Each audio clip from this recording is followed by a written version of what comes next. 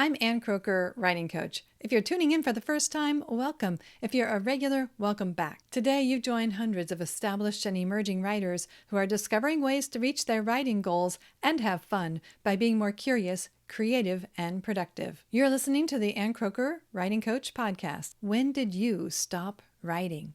Somewhere along the way, you stopped writing. Life got in the way.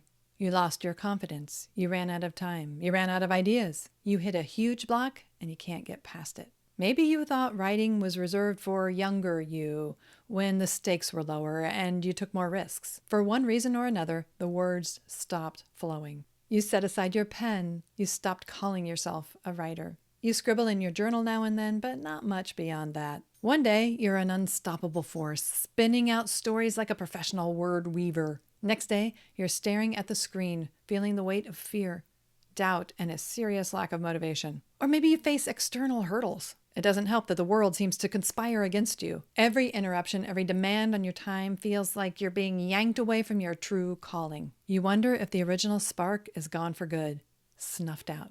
I've been there. For example, when my dad needed loads of caregiving attention, my brain didn't have any space to think creative thoughts, and I had almost no time to sit down and write. When I was sitting down, it was for care meetings and urologist appointments, or I was tracking down fax machines to send documents to insurance companies, or bracing myself for the unpredictable fury of his increasing dementia. Overwhelmed by the responsibilities and stress, I put everything but the absolute essentials on pause. The few words I eked out felt forced. That spark, it was gone. Guess what? If that's you, if your spark is gone, if your words feel forced because you're eking them out in the little bits of time that you've got available, I totally relate. Every writer hits a wall at some point. Some swear they don't, but I would bet my favorite pen that every writer at some point has moments in their career when the words won't come. If that's happening to you, do not see it as a sign that you're not cut out for this. It does not mean you've lost your gift. In fact, it proves you're in good company. You're human. You are a writer. Because you're a writer, let's figure out how to get those words in motion again. The first idea, write a few minutes every day. Just a few.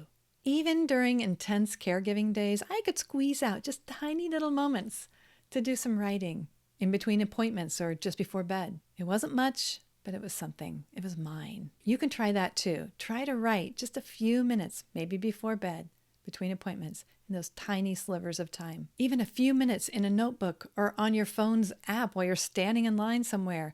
That's a good place to start. You're getting a few lines down. Get going by getting something down. Another idea is to write anything. I mean anything. Maybe you do have a deadline staring you down or a deep desire to finish your memoir. But if your writing is at a standstill, let yourself write anything. Your thoughts, a memory, a description of your surroundings. You need to invite your mind back to the page. So don't put a lot of pressure on it by forcing it to do an act of great writing. Just write a card to a friend or a simple update on social media. Write sloppy. Let go of the need to be perfect. I know this is hard. In fact, you might need to purposefully create something imperfect just to get over that hump. Produce something purposefully imperfect, even sloppy, just to get past that perfectionist tendency. It's more important to reignite the habit than to stress out over turning in typo-free text without a single sentence fragment. Sneak past your internal grammar guard who threatens to bludgeon you with the Chicago Manual of Style. Heck, why not write a few sentence fragments on purpose? Slip one in to free you up. You'll feel like a rebel, and maybe that's the energy you need to fuel your creative fire. Remind yourself why. Reconnect with why you started writing in the first place. What drew you to this craft? What did it give you that nothing else did? Tap into that original passion and let it guide you back to the page. Try writing with another tool. If your circumstances don't give you enough time or space to sit down at a keyboard and actually type, then just grab your phone and speak into the voice recorder app of some kind. Have that file transcribed and voila, you've got a draft. It's a great way to get your ideas out even within logistical limitations. Be kind to yourself. Stop beating yourself up. When we're kind to ourselves, we embrace our humanity. We open ourselves up to return to embrace the writer we've been smacking down. Sarah Severson, writing for Rewired Dynamics, says this: self-compassion encourages us to explore without the fear of failure.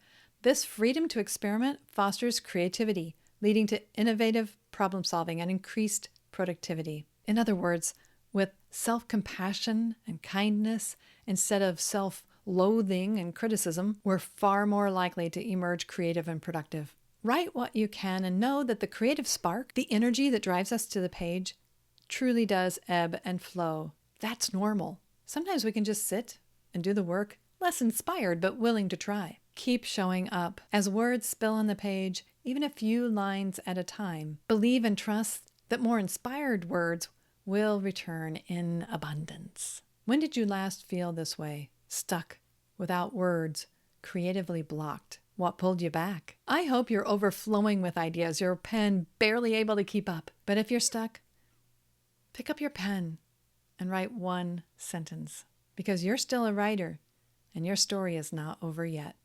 If you haven't already, subscribe to my coaching newsletter where I share writing and publishing tips, strategies, and resources just like this. Sign up at anncroker.com/connect. That's anncroker.com/connect. And I'm Ann Croker, cheering you on as a writing coach in your ear everywhere we may meet. At my website, on this podcast, in your inbox, or even in person, I'm always looking for ideas to share with you that will help you achieve your writing goals and have fun by being more curious, creative, and productive. Thank you for being here.